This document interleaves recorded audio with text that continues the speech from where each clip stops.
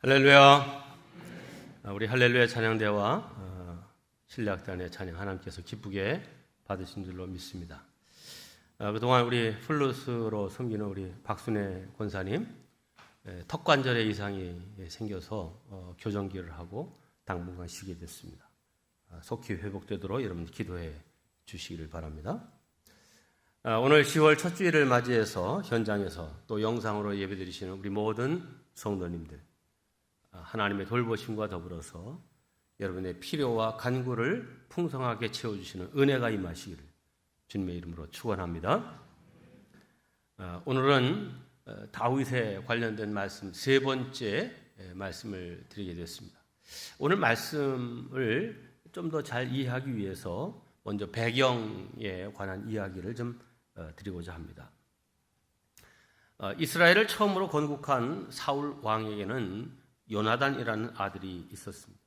그는 사울 왕의 장남으로서 사울 왕에 이어서 이스라엘의 왕이 될 그런 인물입니다. 이 요나단은 그냥 보통 왕자가 아니라 굉장한 용맹한 장군이었습니다. 그래서 사울의 아주 핵심 3천 군사 가운데 1,000명은 늘 이 요나단이 이제 이끌고 다니면서 전쟁을 했고요. 또 용맹한 몇 사람과 함께 적진에 뛰어들어서 블레셋 군대 20명을 단숨에 해치고 돌아오는 용맹성을 보이기도 했습니다. 자, 그런데 이 요나단, 그는 다윗을 처음 보는 순간부터 이 다윗을 좋아하게 됐습니다. 이 다윗이 어린 나이임에도 불구하고 골리앗을 조금도 두려워하지 않는 그 모습이 너무나 마음에 들었던 것이죠. 그 다윗이 이제 식구가 되어서 왕궁으로 들어와 살게 됐습니다. 그때 다윗은 이 요나단은 다윗과 함께 이런 언약을 맺습니다. 요나단은 다윗을 자기 생명같이 사랑하여 더불어 언약을 맺었으며 요나단이 자기가 입었던 겉옷을 벗어 다윗에게 주었고 자기의 군복과 칼과 활과 띠도 그리하였더라. 네. 사울 왕은 골리앗을 물리친 전공도 있고 또 자기의 아들 요나단과 아주 친밀한 관계를 갖고 있는 이 다윗을 사랑해서 여러 전쟁터에 보냈습니다. 자, 성경은 이렇게 말합니다. 사울은 다윗을 보내어 여러 싸움터에서 싸우게 했는데 다윗은 그때마다 늘 이겼습니다. 그래서 사울은 다윗을 군대를 지휘하는 사령관으로 삼았습니다. 그러자 사울의 부하들과 모든 백성들이 기뻐했습니다. 모든 것이 잘 되는 것 같아요. 근데 문제가 생겼습니다. 다윗이 블레셋과의 전투에서 승리하고 돌아오는데 여인들이 이스라엘 군대를 향해서 노래를 지어 부르는데 사울 왕이 들었습니다. 뭐라고 노래합니까? 사울은 천천히요, 다윗은 만만이라. 이 이야기를, 이 노래를 듣는 순간 사울은 이 다윗에 대한 강한 반감과 시기심이 생겼습니다. 그리고 다윗을 죽이려고 마음먹습니다. 사울 왕의 생각을 성경은 이렇게 적고 있습니다. 사울이 아들 요나단에게 화를 내며 이렇게 이릅니다. 이새의 아들 다윗이 이 땅에 사는 동안 너와 너 요나단과 네 나라, 너 장차 나를 뒤이어서 이 나라의 왕이 되어야 되는데 저 다윗 때문에 내 나라가 든든히 서지 못할 거야. 그런즉 이제 사람을 보내어 그를 내게로 끌어오라. 그는 죽어야 할지니라. 요나단은 아버지 사울 왕에게 묻습니다. 아니 아버지, 도대체 다윗이 무슨 잘못을 했습니까? 왜 그가 죽어야 됩니까? 그랬더니 이 철없는 녀석 좀 봐. 속으로 이렇게 생각하면서 사울 왕은 화가 나서 단창을 그 아들 요나단을 향해서 던집니다. 요나단은 아버지 사울 왕이 다윗을 죽일 결심을 아주 단단히 한 것을 알았습니다. 그래서 요나단은 사울 왕 앞에서 물러나와 다윗이 도망갈 수 있도록 도와줍니다. 마지막 그들이 헤어지는 장면을 성경은 이렇게 기록합니다. 요나단이 다윗에게 이르되 평안히 가라. 우리 두 사람이 여호와의 이름으로 맹세하여 이르기를 여호와께서 영원히 나와 너 사이에 계시고 내 자손과 내 자손 사이에 계시리라 하였느니라 하니 다윗은 일어나 떠나고 요나단은 성읍으로 들어가니라. 우리가 아는 대로 이후 다윗은 도망하는 삶을 10년 넘게 하게 됩니다. 사울은 다윗을 죽이려고 온 나라를 찾아다녔지만 결국은 사울이 먼저 죽습니다. 블레셋과의 전쟁에서 그의 세 아들과 함께 길보아 산에서 죽죠. 이후의 이야기는 지난주에 드렸던 말씀입니다. 7년 반 동안에 걸쳐서 이스라엘 12지파의 마음을 통합하고 다윗은 공식적인 이스라엘의 2대 왕으로 등극하게 됩니다.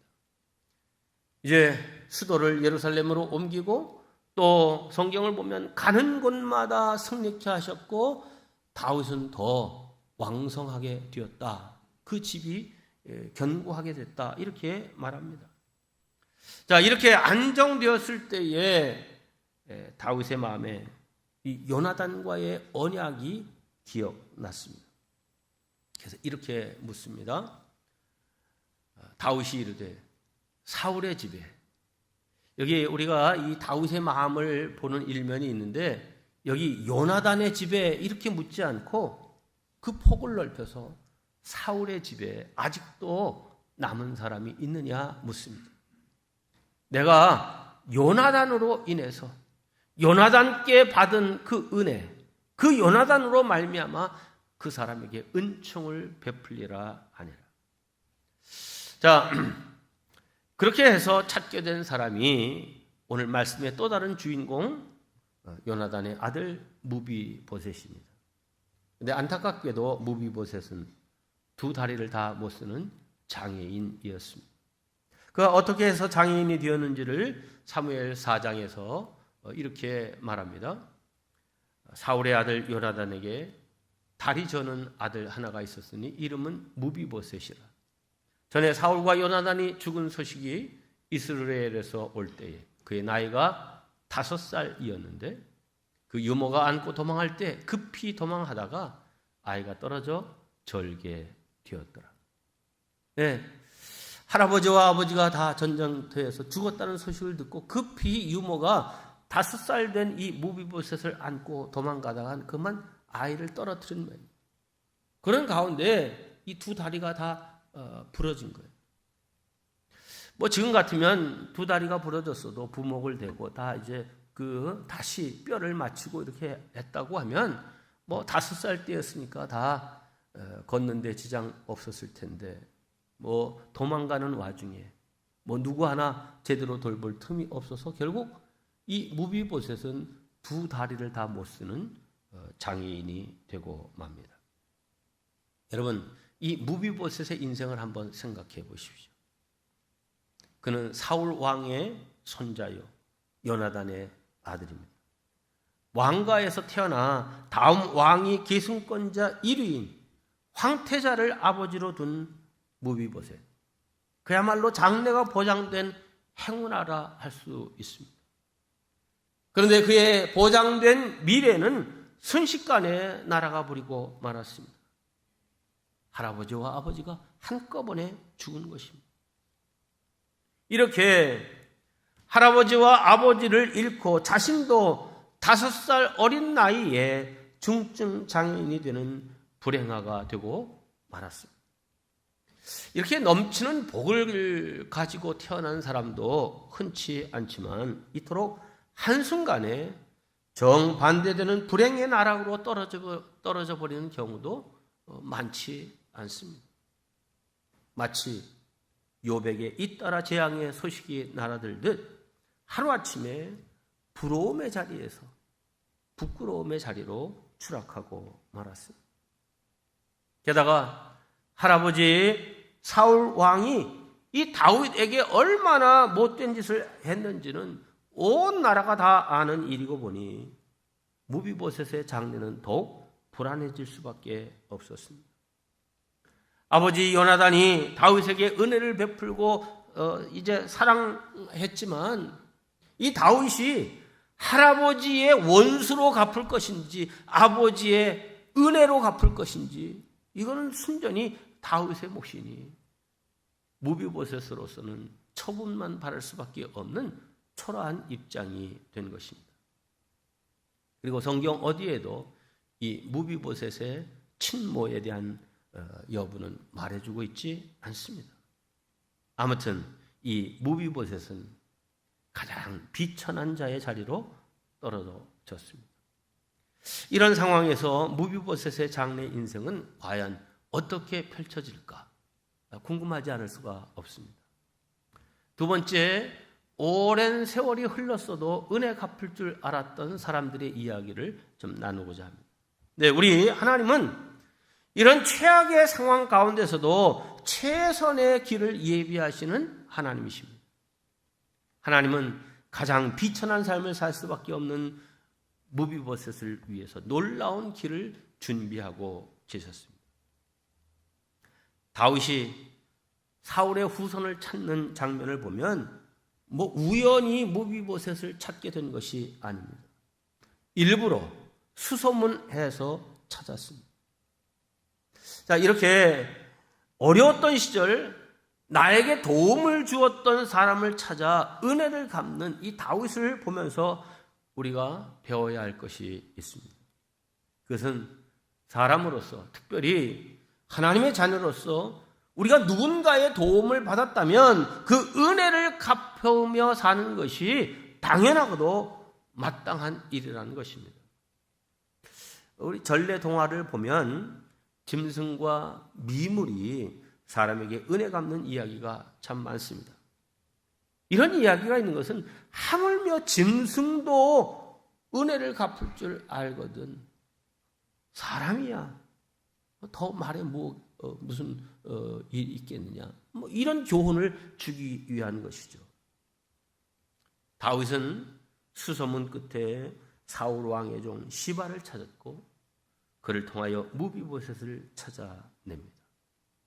이 무비보셋을 찾을 즈음에는 5살이었던 무비보셋이 그에게 아들 미가라는 아들이 있는 것을 볼 때 아마 다윗이 왕이 된 지 적어도 20년 이상의 세월이 지난 후인 것 같습니다. 이 다윗이 찾기 전 이 무비보셋은 로드발이라는 곳에 암미엘의 아들 마길의 집에 머물러 있었다고 성경은 말합니다.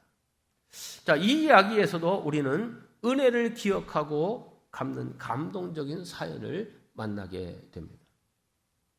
이 사건은 사울이 사무엘에게 왕으로 기름 부음은 받았지만 아직 정식 왕으로 취임하지는 못했던 때의 일입니다. 사무엘상 11장의 이야기인데 이 암몬 족속이 요단 동편 길르앗 야베스, 이 야베스 우리가 잘 아는 야베스, 그 야베스 지역에 쳐들어와서 그 야베스 지역을 포위하고 항복하기를 요구합니다. 이 야베스 사람들이 대항할 힘이 없으니 항복하겠다고 했지만 이 암몬 왕은 너희 모든 남자들의 오른쪽 눈을 빼야만 항복을 받아주겠다고 하는 겁니다. 이 야베스 사람들은 항복을 그냥 하는 게 아니라 다 오른쪽 눈을 빼고 그리고 항복하라니 이게 참 얼마나 당황스러운 일입니까? 그러니까 암몬 왕에게 우리에게 일주일 동안의 말미를 좀 달라고 요청하고는 뒤로는 급히 전령을 보내 이스라엘 각 지파에게 구원을 요청합니다. 사무엘상 11장 얘기입니다. 이에 전령들이 사울이 사는 기브야에 이르러 이 말을 백성에게 전하며 모든 백성이 소리를 높여 울더니 마침 사울이 밭에서 소를 몰고 오다가 이르되 백성이 무슨 일로 우느냐 하니 그들이 야베스 사람의 말을 전하니라. 자, 이 말을 들은 사울이 어떻게 반응합니까? 이어지는 말씀. 사울이 이 말을 들을 때에 하나님의 영에게 크게 감동되며 그의 노가 크게 일어나 한 결의에 손을 잡아 각을 뜨고 전령들의 손으로 그것을 이스라엘 모든 지역에 두루 보내어 이르되 누구든지 나와서 사울과 사무엘을 따르지 아니하면 그의 서들도 이와 같이 하리라. 사울의 동료에 순식간에 33만 명의 군대 자원자들이 몰려왔고 사울이 이들을 이끌고 암몬 군대를 쳐서 물리치고 야베스 사람들을 곤경에서 구해 주었습니다. 이 일로 인해서 백성들의 신임을 얻은 사울, 그는 정식으로 이스라엘의 초대 왕위에 오르게 됩니다. 이어지는 성경입니다. 사울이 이르되 여호와께서 오늘 이스라엘 중에 구원을 베푸셨습니다. 자기의 전공을 자랑하지 않고 이때만 해도 참 겸손하잖아요. 하나님께서 은혜를 베풀어 주셨다. 그랬더니 사무엘이 백성들에게 이르되 오라 우리가 길갈로 가서 나라를 새롭게 하자. 모든 백성이 길갈로 가서 거기서 여호와 앞에서 사울을 왕으로 삼고 길갈에서 여호와 앞에 화목제를 드리고 사울과 이스라엘 모든 사람이 거기서 크게 기뻐하리라. 네, 사울이 이렇게 모든 백성들의 추대 가운데 이스라엘의 초대 왕에 등극합니다. 그리고 그는 40년 동안 이스라엘을 다스렸습니다. 긴 세월이 지났습니다. 블레셋과의 길보아 전투, 여기서 우리가 아는 대로 이 사울과 세 아들이 함께 죽습니다. 블레셋은 적군 이스라엘의 왕과 그 아들들을 죽인 것을 기념해서 사울 왕의 목을 잘라 블레셋 전역으로 순회시키고 그리고 그 몸통은 그 아들들과 함께 벳산 성벽에 매달았습니다. 이 소식을 야베스 사람들이 듣게 됩니다. 이 야베스 사람들이 어떻게 했는지 사무엘상 31장에는 이렇게 얘기하고 있습니다. 길르앗 야베스 주민들이 블레셋 사람들이 사울에게 행한 일을 듣고 모든 장사들이 일어나 밤새도록 달려가서 사울의 시체와 그의 아들들의 시체를 벳산 성벽에서 내려가지고 야베스에 돌아가서 거기서 불사르고 화장을 했다 이 말이죠. 그의 뼈를 가져다가 야베스 에셀나무 아래에 장사하고 7일 동안 금식하였더라. 여기 에셀나무 밑에 사울과 아들들의 그 화장한 뼈를 묻어 장사했다 그랬습니다. 이 에셀나무를 강조하는 것은 에셀은 도움이란 뜻입니다. 그러니까 이 야베스 사람들은 이전에 40년 전 그 사울이 우리에게 베푼 그 은혜를 잊지 않고 그 도움을 잊지 않고 이렇게 갚은 것입니다. 그리고 오늘 또 한 주인공 무비보셋, 할아버지와 아버지가 죽었다는 소식을 듣고 어디로 숨어 들어가 살고 있습니까? 바로 여기 요단 동편 길르앗 야베스. 사람 주민들이 많이 사는 그곳으로 들어가진 못하고 거기에서 좀 떨어진 황무지 이제 로드발이라고 하는 곳으로 가서 삽니다. 여기 로드발이란 말에 로는 노 아니다라는 뜻이고요. 드발은 목초지를 말합니다. 그러니까 목초지가 아닌 야베스 사람들이 주로 거주하는 그 거처 좀 밖에 황무지 같은 곳에 거처를 삼아 살고 있습니다. 자, 피신하기 좋은 곳이죠.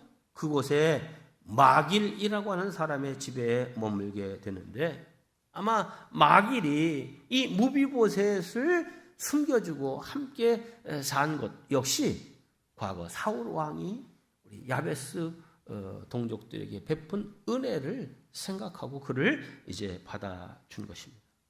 이렇게 길르앗 야베스 사람들이 사울에게 받은 은혜를 오래도록 기억하는 것은 우리에게 감동과 도전을 줍니다. 사랑하는 성도 여러분, 하나님께서 기회를 주셨을 때에 선한 씨앗을 많이 뿌리시기 바랍니다. 여러분들이 힘들고 어려울 때 바로 여러분들이 뿌린 그 씨앗의 열매를 먹게 될 것입니다. 설사 자기 자신이 먹지 못하고 혹은 먹을 일이 그런 필요가 없을지라도 자식들에게라도 손자 손녀에게라도 좋은 영향을 끼치게 될 것을 저는 분명히 믿습니다. 세 번째, 우리도 은혜 받은 자로서 은혜에 감사하며 살아야 합니다. 아무튼 이렇게 숨어 살고 있는 무비보셋에게 어느 날 사람이 찾아옵니다. 다윗 왕이 자신을 찾고 있다는 것입니다. 그러니 이 무비보셋이 얼마나 놀랐겠습니까? 아마 몸이 얼어붙었을 겁니다. 드디어 운명의 날이 왔구나 생각했을 겁니다. 사울의 자손인 그를 살려둘 리가 없다 이렇게 생각했겠죠. 그런데 그게 아니었습니다. 다윗은 무비보셋을 불러 이렇게 말합니다. 오늘 본문입니다. 다윗이 그에게 이르되 무서워하지 마라. 내가 반드시 내 아버지 요나단으로 말미암아 내게 은총을 베풀리라. 내가 내 할아버지 사울의 모든 밭을 다 내게 도로 주겠고 또 너는 항상 내 상에서 떡을 먹을지니라. 여기서 우리는 특별히 장애인을 대하는 다윗의 지혜로운 태도를 본받아야 됩니다. 먼저 두려움에 떨고 있는 무비보셋을 위로하며 격려합니다. 무서워하지 마라. 그리고 최선을 다해서 도와주는데 두 가지 도움을 주었습니다. 하나는 경제적인 도움. 사울 왕의 모든 밭을 무비보셋에게 줍니다. 다른 하나는 인격적인 관계의 회복입니다. 너 내 상에서 늘 밥을 먹는 왕자와 같이 될 거다. 장애인 단체에 의하면 우리나라 장애인들의 가장 큰 어려움은 첫째가 경제적인 어려움이라고 합니다. 대부분 스스로 일할 수 없는 형편에 있기 때문에 경제적인 지원이 가장 절실하다는 겁니다. 둘째는 사회적인 차별과 편견으로 인한 소외감. 이게 견디기 힘든 어려운 일이라고 합니다. 그런 차원에서 다윗은 정확하게 무비보셋에게 무엇이 필요한지를 잘 알았습니다. 그래서 이 무비보셋의 눈높이에서 그의 필요를 채워준 것입니다. 경제적인 필요뿐만 아니라 무엇보다도 인격적으로 대우하고 그를 높여주었습니다. 지금까지 장애인으로 숨을 죽이며 살았던 무비보셋, 자기의 밥상에서 함께 먹도록 배려합니다. 이것은 자식과 똑같이 너를 여기겠다는 인격적인 존중이요 최고의 사랑 표현이었습니다. 그래서 무비보셋은 가장 비천한 자의 삶에서 왕자의 자리에 오는 기쁨과 축복을 얻게 됩니다. 다윗의 이런 대우에 감격하여 무비보셋은 이렇게 말합니다. 8절입니다. 그가 절하여 이르되 이 종이 무엇이기에 왕께서 죽은 개 같은 나를 돌아보시나이까. 그는 자신을 죽은 개와 같은 존재라고 비유하고 있습니다. 이스라엘에서 개는 가장 비천한 존재를 상징합니다.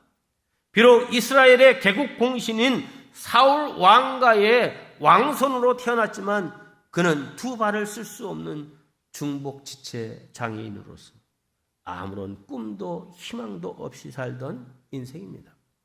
그래서 모르긴 모르되 무비보셋 자신도 스스로를 비하하면서 가장 불행한 인생을 살고 있었을 것이라 생각됩니다. 그러나 하나님은 그를 위해 가장 극적인 자리와 시간을 마련해 두셨던 것입니다. 자, 이렇게 역전시키는 하나님의 은혜 정말 놀랍지 않습니까? 무비보셋이라고 하는 이 이름 뜻은 부끄러움을 없이 하는 자라고 하는 뜻입니다. 하나님께서 다윗을 통해서 무비보셋의 부끄러움을 해결해 주셨습니다. 경제적인 회복뿐만 아니라 왕의 상에서 함께 식사하는 왕자의 자리를 얻게 하셨습니다. 이것이 바로 하나님의 은혜요 축복입니다. 자, 그런데 성도 여러분, 실은 이 무비보셋이 수천 년 전 사울 왕의 손자 그 무비보셋만이 아니라 우리 자신들이 다 무비보셋과 같은 사람들입니다. 우리 인간은 처음 에덴 동산에서 하나님의 복된 자녀로 살았습니다. 하지만 아담과 하와가 범죄함으로 말미암아 우리는 죄인으로 영혼의 장애를 가지고 태어났고 하나님을 피해 숨어 사는 인생이 되었습니다. 죄를 지은 아담과 하와가 행한 첫 번째 행동이 무엇입니까? 하나님의 낯을 피하여 동산 나무 뒤에 숨은 일입니다. 무비보셋이 왕을 피해 숨어 살았던 것처럼 우리는 하나님을 피하고 싶은 본능을 가지고 있습니다. 하지만 은혜를 베풀려고 다윗이 무비보셋을 찾아 나섰던 것처럼 하나님도 우리를 먼저 찾아 나서셨습니다. 그렇게 해서 우리가 하나님의 은총 앞으로 나오게 된 것입니다. 다윗은 무비보셋에게 사울의 재산을 돌려줄 뿐만 아니라 왕의 식탁에서 함께 먹을 수 있도록 해준 것처럼 하나님께서는 우리를 당신의 자녀로 받아주셨을 뿐만 아니라 당신의 식탁에서 함께 식사할 수 있도록 허락하셨습니다. 이것을 우리가 늘 느끼며 살도록 행하는 것이 뭡니까? 성찬입니다. 그리고 우리에게는 이제 영원한 하나님 나라에 가서 배설된 잔치자리에 다 참여하게 될 하나님의 자녀라고 하는 사실을 우리는 기억해야 됩니다. 할렐루야. 말씀을 정리합니다. 다윗이 무비보셋에게 은혜를 베풀 때 요나단과 맺은 언약을 인하여라고 하는 말을 되풀이하고 있습니다. 우리가 은총을 받은 것은 하나님이 그리스도 안에서 주신 언약 때문입니다. 그러니까 예수 그리스도로 인하여 내게 은총을 베풀리라 하는 이 말씀은 요나단으로 인하여 내게 은총을 베풀리라 하는 이 말과 같은 형식, 같은 의미의 말입니다. 예수 그리스도 때문에 그분이 감당하신 십자가의 희생의 근거에서 우리는 하나님의 은총을 받게 된 것입니다. 그렇습니다. 가장 비천한 죄인된 우리를 하나님은 왕자처럼 공주처럼 대우해 주셨습니다. 이 하나님의 은혜를 감사하고 이 은혜를 갚으며 사는 저와 여러분 되시기를 주님의 이름으로 축원합니다.